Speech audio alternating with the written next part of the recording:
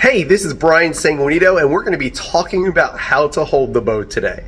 So we're going to do some bow exercises and going to have some fun. First of all, we need to know the different parts of the bow. So let's take a look at this. This beautiful thing right here is called the bow. The bow is just as important as the violin itself. So we're going to put down the violin for right now, and we're just going to focus on this guy, the bow. We're going to talk about the different parts of the bow and how they work.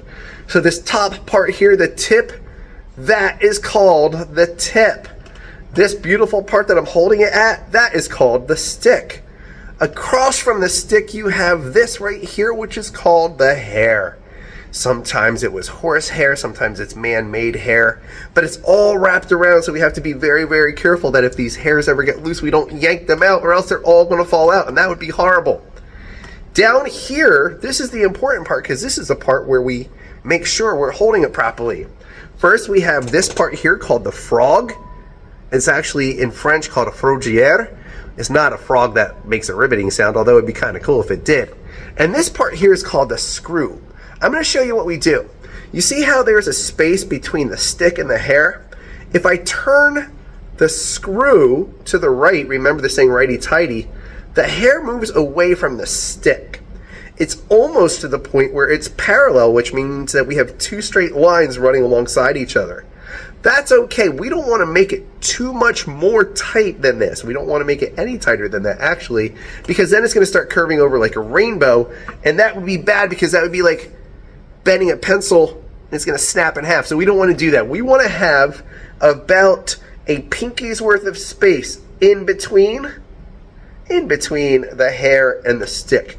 We don't want to touch the hair with our fingers. And the reason is because we have fingerprint oils and greases in our fingerprints. If you get that onto the bow, like at the very bottom right there, you can see that's starting to turn black a little bit. You don't want that to happen, okay? Because then it's going to be very difficult to use. So let's make sure that we don't touch these, if at all possible. The frog down here is where we're going to hold the bow, and I'm going to show you what we're going to do. I'm going to hold the bow like this, and I'm going to show you this hand right here, my right hand. I've got knuckles on my right hand. We all have these knuckles, and knuckles are awesome for the bow because that helps us figure out where to put our fingers. If you notice my bow by the frog, I have a very smooth part of my stick, and then down here by the grip, I have this little octagon shape. It has little edges. So what I'm going to do is I'm going to pretend that my hand is a dead spider and the spider just died.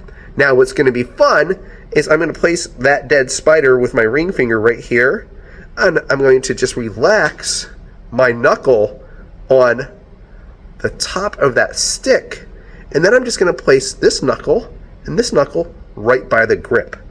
Now what do I do with my pinky? Well, there's two things. You can just lay it right alongside, or what I like to do is, because we have these cool edges, I'm going to put my pinky right at that edge, and now this is how I'm going to hold my bow.